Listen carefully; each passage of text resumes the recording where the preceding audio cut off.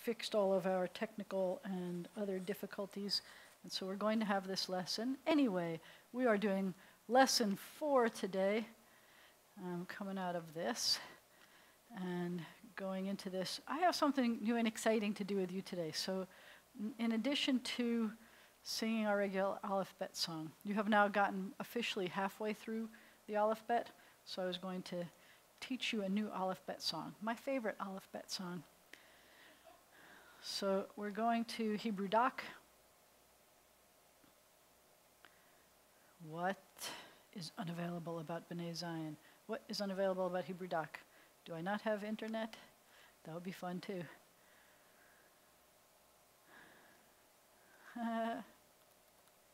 You know.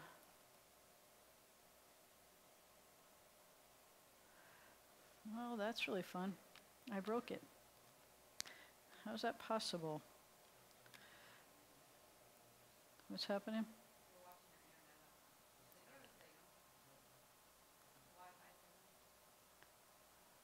Modem money. That might not be the good one.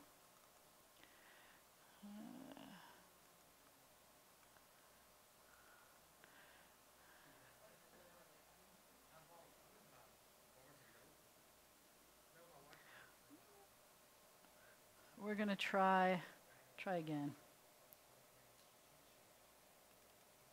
Really, cheat sheets at Barnes & Noble.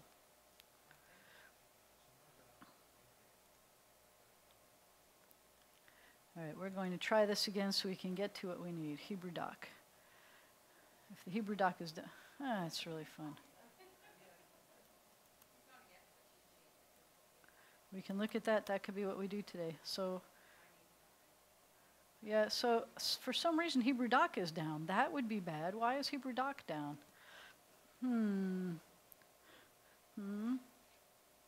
Maybe we can trick it into working? I'm good at tricking it to working, but that's okay. I may have it somewhere else. Homestead is down. I think Homestead is down. All right. Can we zoom over to here? Tim? What? You're zooming? Okay. We're going to sing the Aleph Bet song. We're going to start off with Aleph Bet, and we're going to sing it. You repeat after me. Nobody gets to hear you. You only get to hear me, unless I give you a microphone. So he's coming back. We have a very small class today for some unknown reason, but we're going to have it anyway. She wouldn't sing it back with me. We were waiting for you to come back. So we're going to sing this. You repeat after me.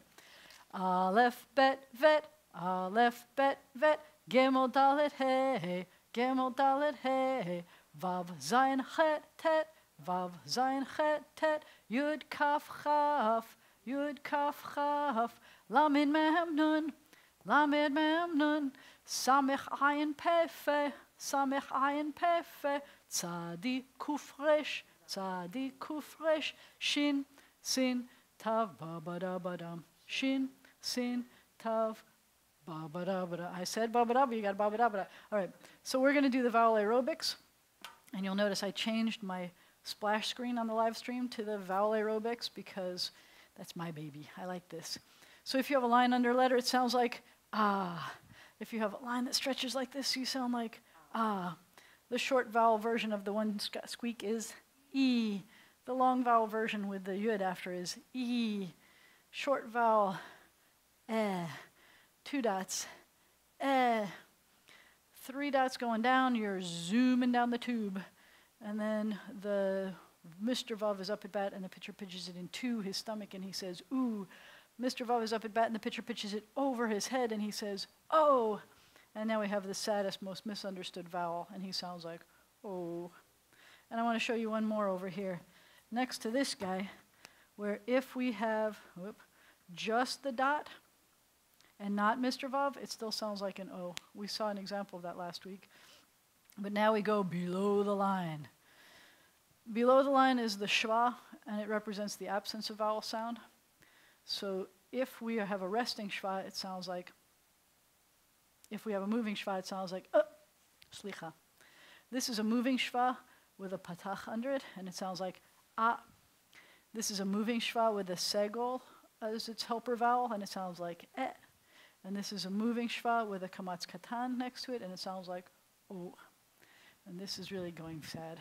I don't know what's going on here. This is being very bad. Very, very bad. We'll try again. We're going to try one more time and see if we can get it, because otherwise I'm just going to have to write out a whole Aleph Bet song for you.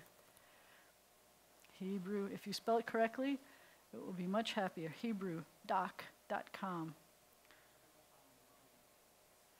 It's not coming up on anybody's, huh? I think Homestead is down. Is it trying? It's trying. All right, we give up. We look at Havdalah again. I'm going to draw the pictures on here. So you found a cheat sheet at Barnes & Noble? Let's take a look. Can you see? We've got Hebrew vocabulary. We've got vocabulary like greetings and calendar and holidays, days of the week, city, places.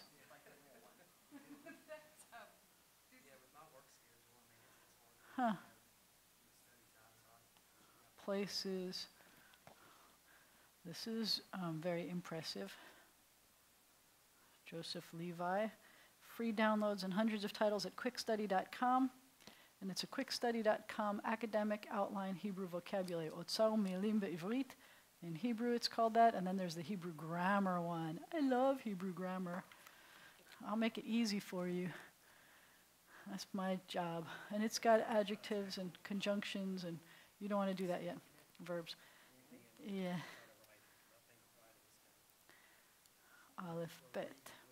We'll work on it. Well, you take it slow. Right now what we're trying to do with our lessons is just be able to decipher the letters. Make sure that you can sound out all of the letters.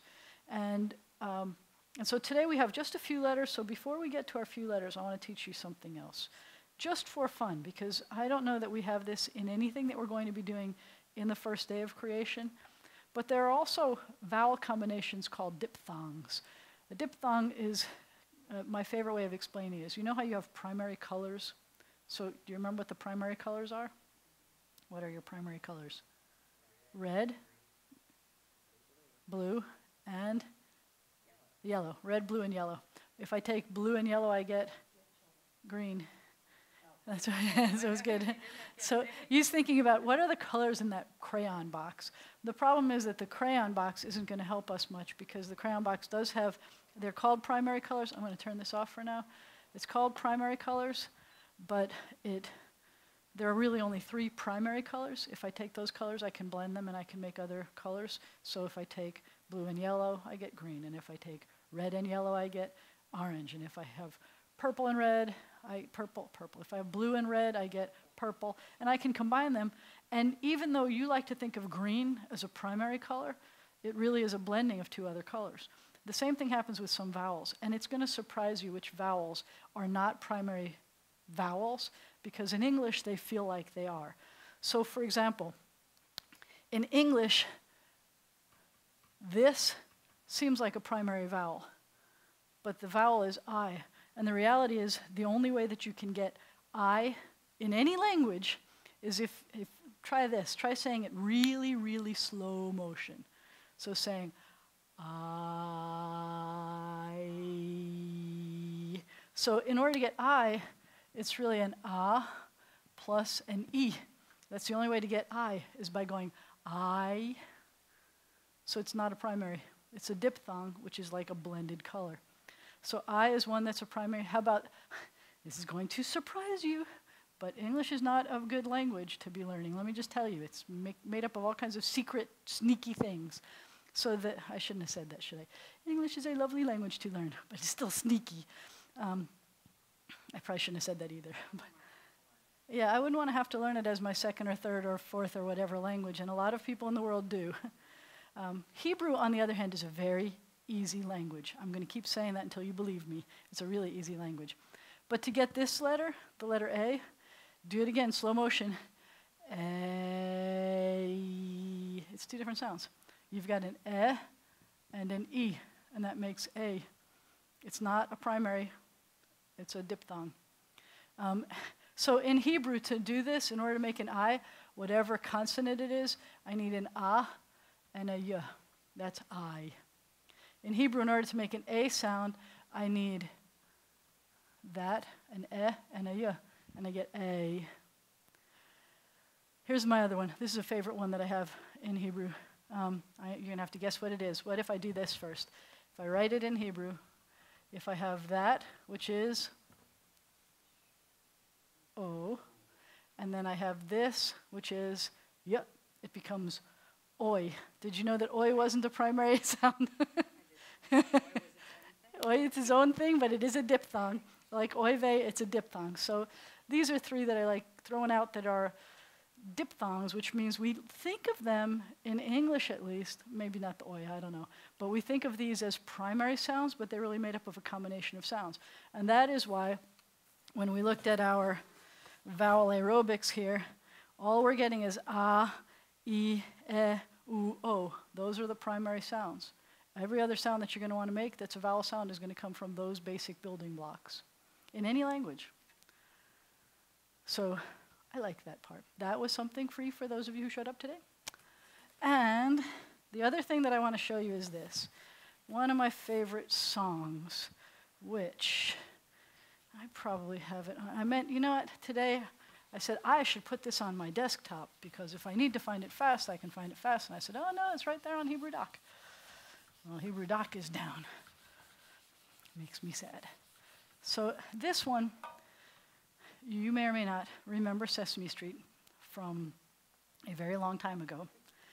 This was probably from season 1 of Sesame Street. So, and I mean very long time ago, we're talking 40-something years ago. More than 44. Did you see Maria just retired? She retired from Sesame Street. Could you believe that that's even a possibility? Anyway, and that was over 40 years ago. So Big Bird used to sing a song. There was a poster on Sesame Street, and it had the whole alphabet on it. And he tried to read it like it was a word. And he sang, Apgadefki Jekyll and Apquistewixes, it's the most remarkable word I've ever seen. Apgadefki Jekyll and Apquistewixes, I wish I knew exactly what it means. It starts out like an A word, as anyone can see, but somewhere in the middle it gets softly quirr to me. Oh, and it does. Anyway, I love that song. Sounding out the alphabet, this is the same kind of thing that we're going to do, but with Hebrew. So it goes like this. It's also a little bit like, you know the song, and I didn't know this when I was a kid, but when I had kids, the song that says, I like to eat apples and bananas. I like to eat, and then you change the vowel sounds. So you say, I like to oat, opals and bananas, and you change to all the vowels. And it's really fun, and kids do it, and it's a great game in your head. So that's a combination of those two things. So we're going to take these letters in order, and we're going to read it as if it were a word. So if I were to read this as if it were a word, and I'm going to do all of them, it's going to be like this. So let's pretend that we're putting this vowel under everyone. And this would be abagadahava. Try it. Abagadahava. And then we're going to take the next few letters. And we're going to do Zion, Chet, Tet, Yud, Kaf, Lamed. And we're going to put that same vowel under all of these. And we're going to say Zachatayakala. And I know we haven't learned all these letters yet, but you're going to repeat after me. And in fact, for the second and third lines of the song, you're going to repeat half of it with me.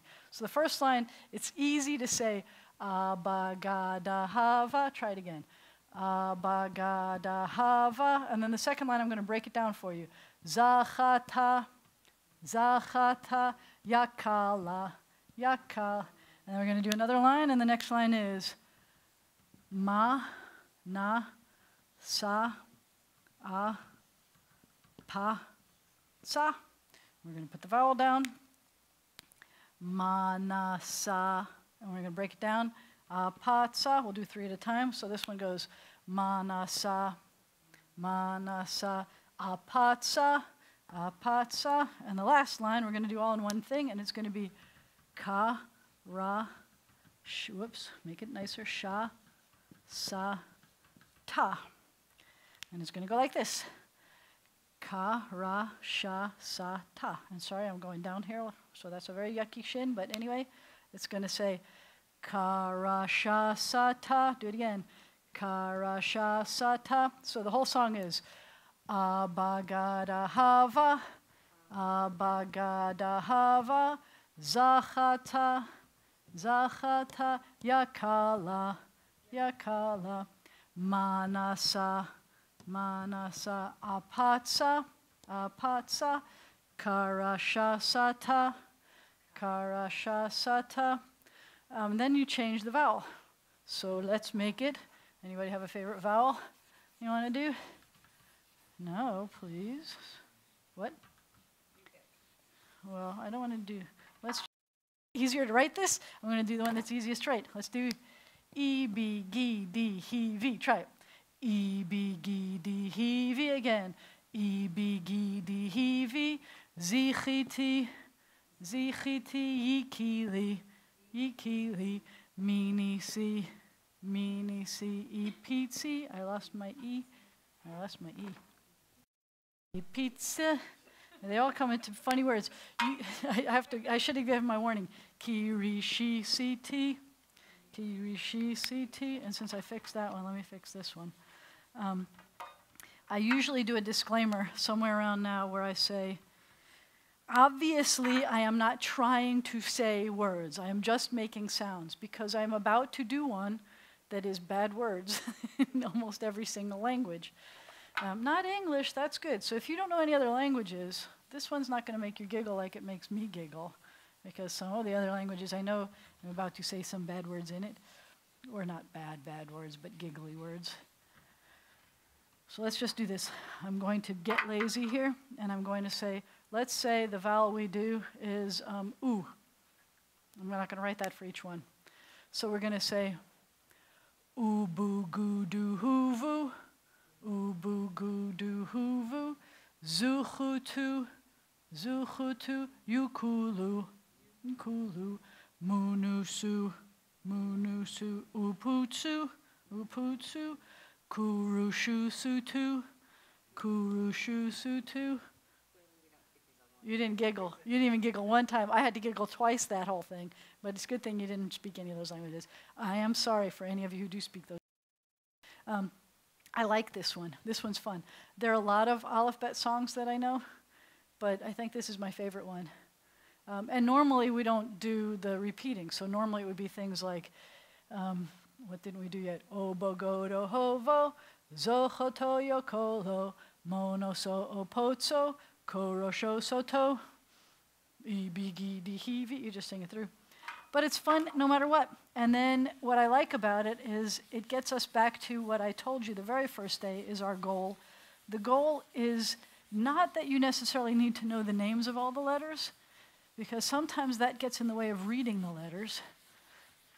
You only have to be able to sound out the letters, and I like that. That's part of what the goal of this class is sounding out the letters.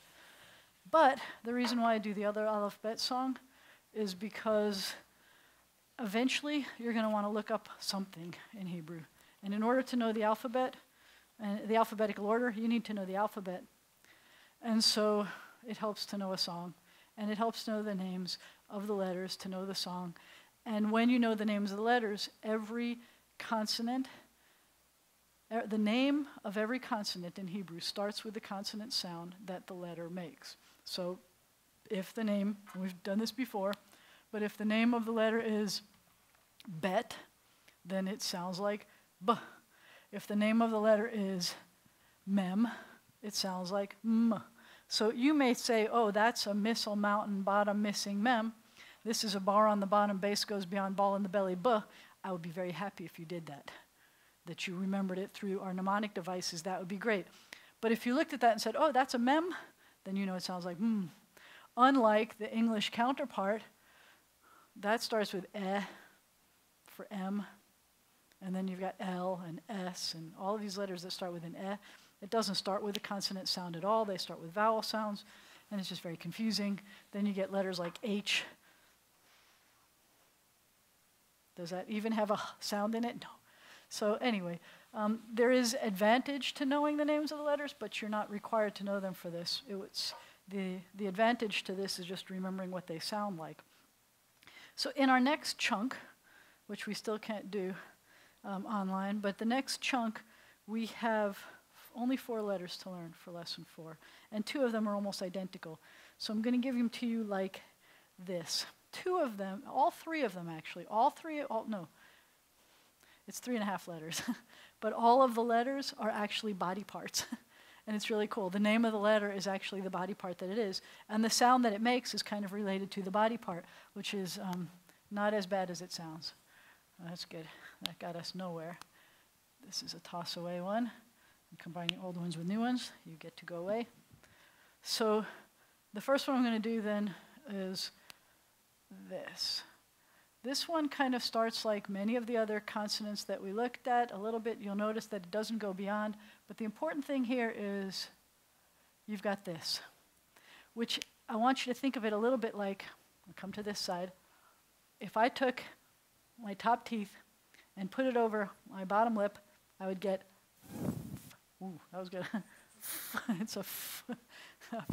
So it's a f sound. So I say you take your fangs and you put it over your top, and that's the letter fe. Ooh, that sounds good, doesn't it? So fe. But, and sometimes fe is supposed to look a little bit like a featureless face. Can you see somebody's face in there? But watch what happens if I take that, same thing, it's supposed to look exactly the same, and I put a pill in there somewhere, a pill in his mouth. So now he sounds like, p. I take my top lip, p, and I put it with the bottom lip. P. So here's my top fangs, p, p, and here's my top lip, because there's a pill in there.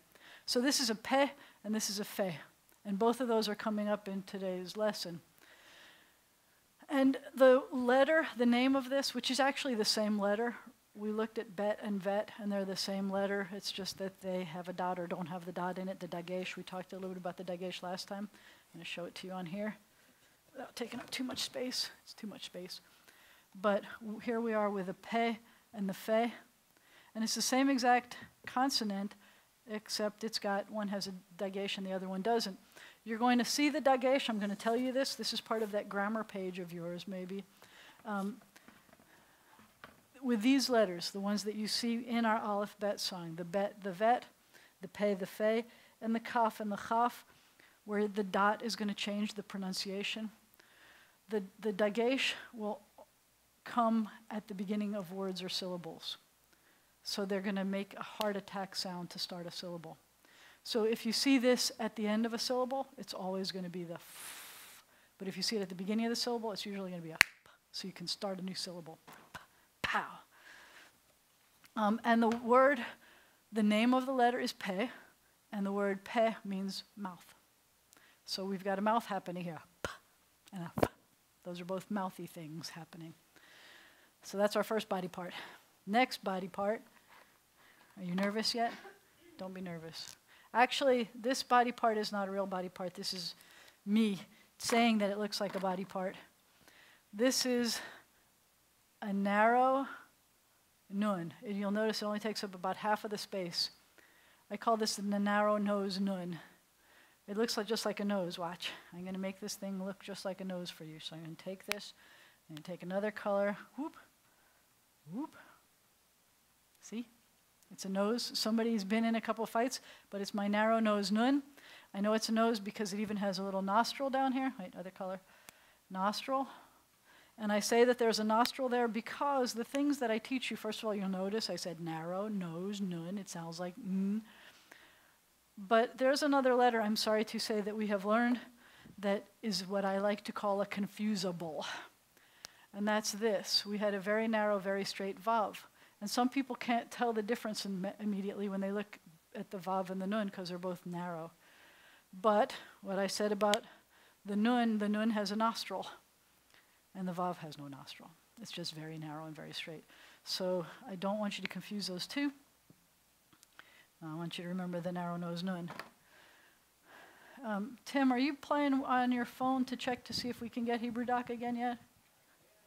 Yeah, would you check to see if we can get it? Then I can, it's easier for me to do practice exercises on here. Otherwise, we may have to zoom really, really close, and I don't know if we can zoom that close. Thank you.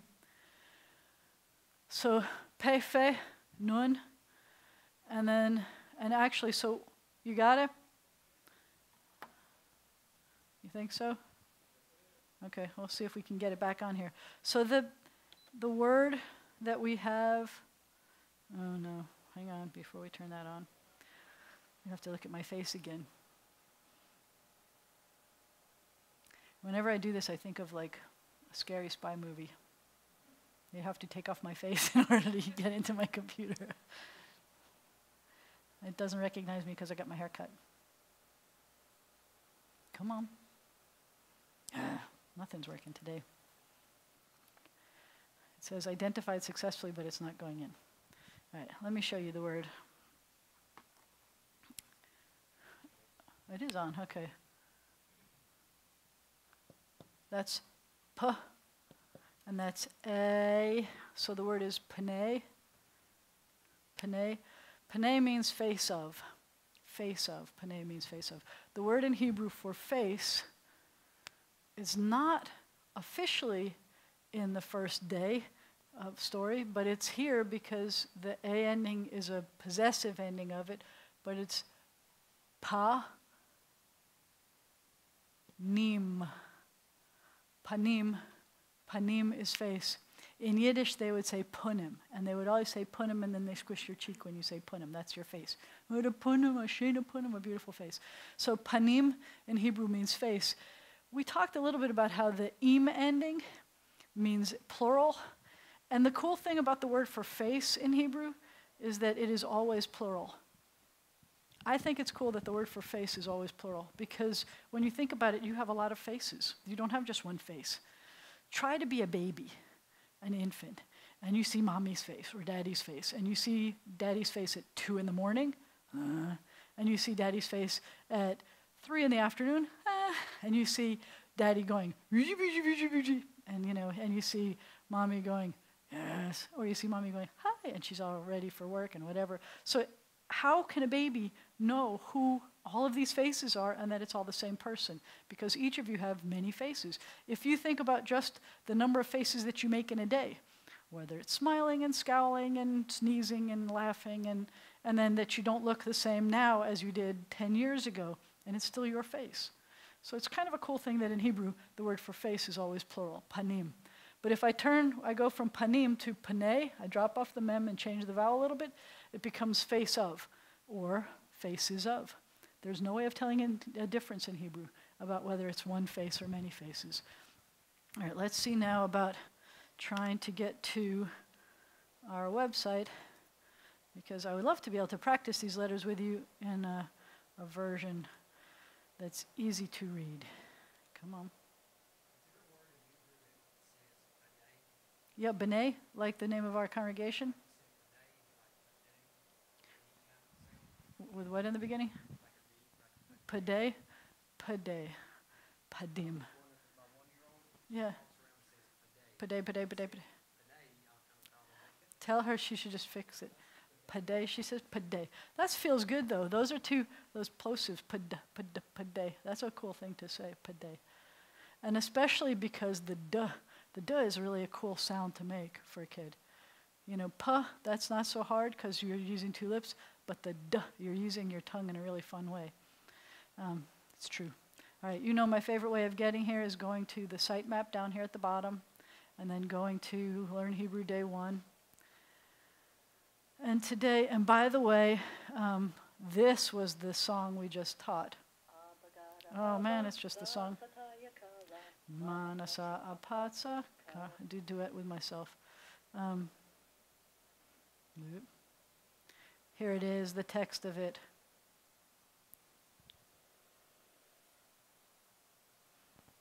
So we would sing it like this. Abagada hava, zachata yakala, manasa apatsa, karasha sata. So if you wanted to practice it, it was the unsophisticated version where it's 2 different files. One is the text file, and one is the sound file. It was before I was doing the purple ones, which are the show me, so you could get both. I might do a show me of that soon. So now we're on lesson 4. And lesson 4, believe it or not, when you look at this, all of that outlined version, those are all the letters you know already. The only letters you don't, yes, I can prove it to you. The only letters that you didn't know yet are the letters that are in the dark. And so far, we didn't do the very first one at the beginning here. I'm doing them out of order, but we've got Panay, to home. So we're going to look at the very last letter so I can show you that you really, really can read all of the letters. See, the only last one we didn't have, the word in Hebrew for nose is not nun. The word in Hebrew for nose is af. Af. And af, it's an awful word. No, just kidding. When God talks about his off, it means he's awfully mad. That I can tell you. There's an expression about angering his nose. And you just imagine a very flaring nose in there. So the last of the letters that we have to learn today, there's your line, is the word for I. And it looks like this. It swoops down like that and does this.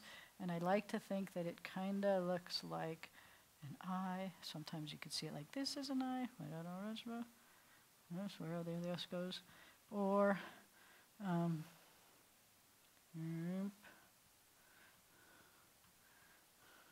it looks like, I don't know, it looks like an eye. You turn it the other way, and you get, it feels like an Egyptian eye or something, I don't know. And then you put it on its side, and you got your nose, and you got your eye, and then you've got your pay, which is going the wrong way here, but you get it.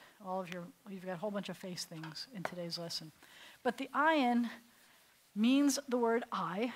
Even if I only put a dot here, it would still look a little like an I. You can't put a dot there, by the way. You won't have a dot in an ayin ever, like you see dots in those other things. But it makes the sound that an I makes, which is, you get it? That's as loud as it gets. It's actually a little bit louder than the aleph. We know that the aleph is an, and the ayin is a vocalized. What does that mean? We have a lot of letters that have an unvocalized and a vocalized. So you can make air come out of your mouth to make a sound, and sometimes you make air and sound come out to make a sound. So if I want an example, let's say, if some that I learned already today, the same exact shape of your lips does a p, p, p. And if I make sound come out at the same time, then it's a b, b, b. So that's a vocalized and an unvocalized sound. Or like a s and a z, same exact shape, but one is using your voice box and the other one isn't. Or a t and a d. So what if your sound is for aleph, and then you want to make a vocalized, so it sounds like this. So it may, and you'll hear some people make a difference when they're speaking in Israel between an aleph and an ayin. And you'll hear it. It's going to close their throat down and open it up again, and you're going to feel it happen. I try to give it to you as an ayin. I will try to say it all the time. And not all the time. All the time. Not all. Anyway, ayin is vocalized. But if you make it silent, and you want to think of the aleph and the ayin as the silent letters, that's fine. Okay? But you will hear me say a little bit of a vocalized when I do it. Ayin, al. So the first thing we have here, let's go back to our story. And we have, I can use this, Bereshit bara. In the beginning, he created. Elohim, in the beginning, God created. Et hashamayim ve'et haaretz. In the beginning, God created the skies and the land.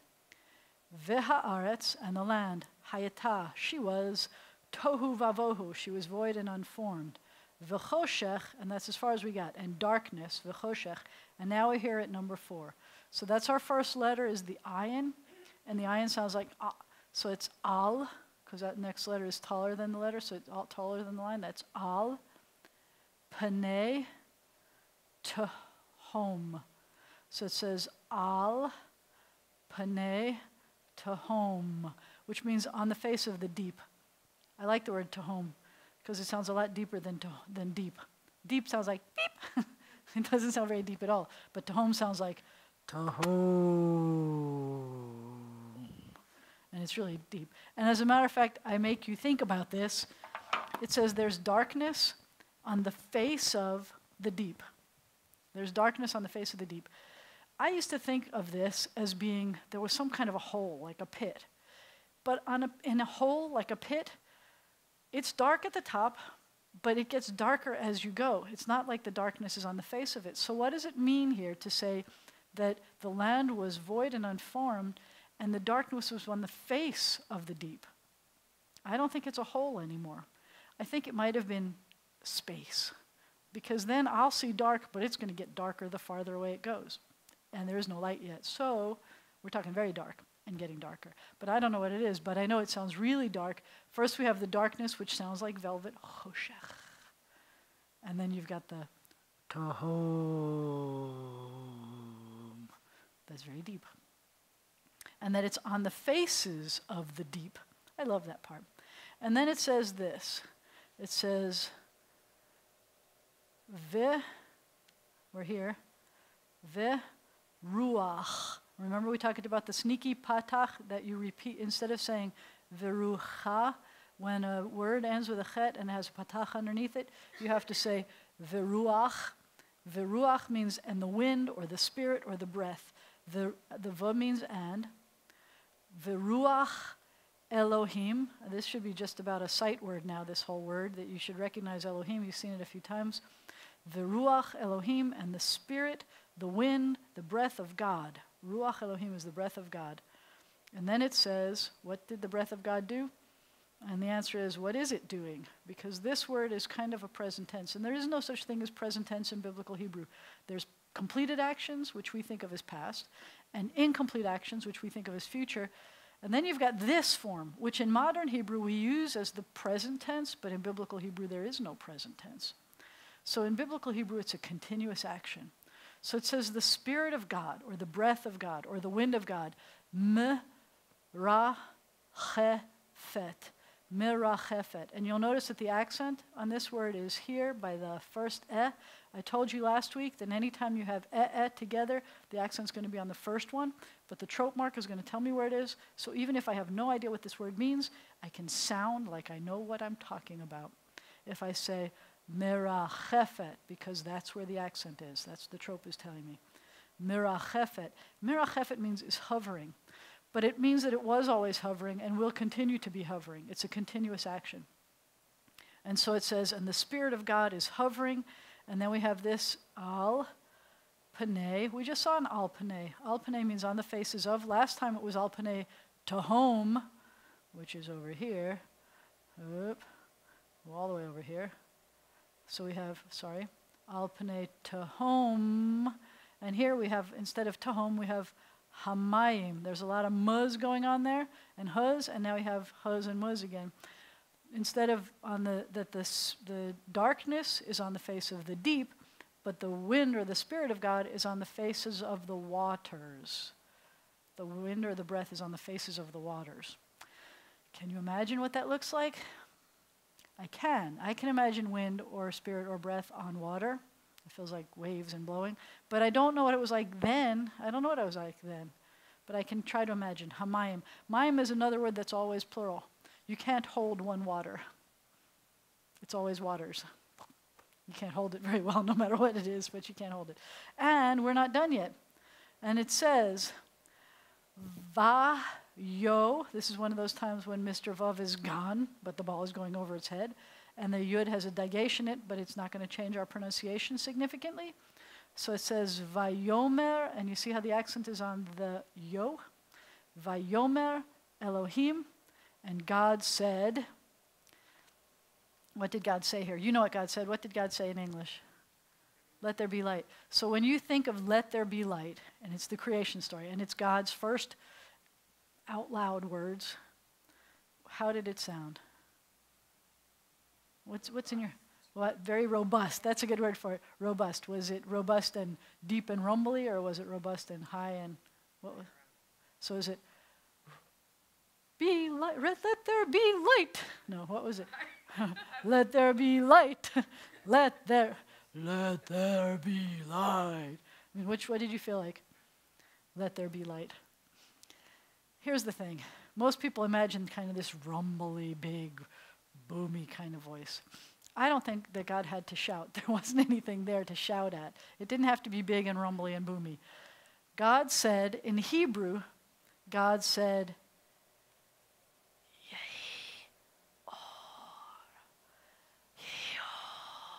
all it said was that God was, we saw the breath, the whispering, the breathing on the waters. And so God said, can I say that louder? Yes. But I don't think that's not what I'm hearing in my head. I'm not hearing, Yehi-or. I'm hearing, that God breathed out, poof. And what happened? Vayehi-or. God says, be light, and light was. God says, be light, and light was. Yehi-or, Vayehi-or, and there was light. And then it says, Vayar, and Vayar Elohim. Here's Elohim again. That's a bunch of times. What did God see? And that said, and God saw. What did God see? Et. Here it comes. Dun, da, da, da. What did God see? What did God see? God saw et ha-or. God saw the light. And we can't tell you the rest of the sentence yet because we don't know the next letters, but we know that.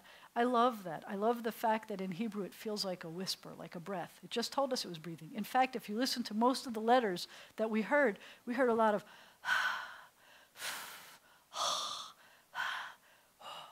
that's what we're hearing. That's all that was there, was this breath. And for us, the breath was life. It's a feeling more than words, but the words were made up of letters, and the letters make the words, and it's really exciting. And you watch it. You don't watch it in English. You don't watch the world being created. The other thing that happens here that's really, I think, kind of impressive, going back to the theme of a baby world, is that we have more repetition going on. So let's look at this whole thing and hear the kind of repetition. We had Bereshit, bara. Those are two words that are totally different meanings with the same three letters repeating in them. And then we have Elohim, and then we have et hashamayim ve'et haaretz. So haaretz, we have va'et, et repeating, and then we have haaretz, and then at the beginning of the next sentence it starts with v'haaretz. So we've got a very specific repeat of the same two words. And then we have hayata, tohu, vavohu, a lot of exhaling going on here. V'choshech, al panei tohom. Tohom is made up of a lot of exhaling too. The Ruach Elohim, and the Spirit of God, Merachevet, is hovering, Al Panei Hamayim. And then so we've got Al Panei over here, we've got Al Panei over here, we've got lots and lots of, sorry, didn't mean to do that. I don't know what makes me do that, by the way. My computer just does that when I don't want it to. It just, like I touch something and it pops that up. We get a lot of repetition. Vayomer Elohim Yehi Or, Vahi Or. We say, be light, and light was. Vayar Elohim, and I want to show you that the letters that are in Or, which means light, are the same letters but in a different order as the word for seeing. And then Elohim again, we keep having the repetition of Elohim every few words. And then Ha'or again. We ended this sentence with Or, and now we have Ha'or again. There's lots of repetition. It's more repetitive than Goodnight Moon. It's more repetitive than Dr. Seuss. It's very repetitive. And I love that. I mean, if we're a baby world, we need that. We need that repetition. It feels good. So next week, actually, lesson 5 is the end of the first day of creation story, and we're getting really close to finishing all the letters. All of the letters except 7 are in the first creation day. And then the last 7, we're going to jump to the Decalogue, with what I don't like to call the 10 Commandments. And next week, by the way, the 15th, we have an important North Louisiana Jewish Federation annual meeting, so we will skip next Wednesday's class. That's right, and you are going to be out of town too. So we skip next Wednesday, and we'll pick up again with lessons 5 and 6 the last 2 weeks of July. You see? I was thinking about you there. So I am so glad that we did not postpone, and I'm worried about anybody who thought that we did. It's up there, and any questions?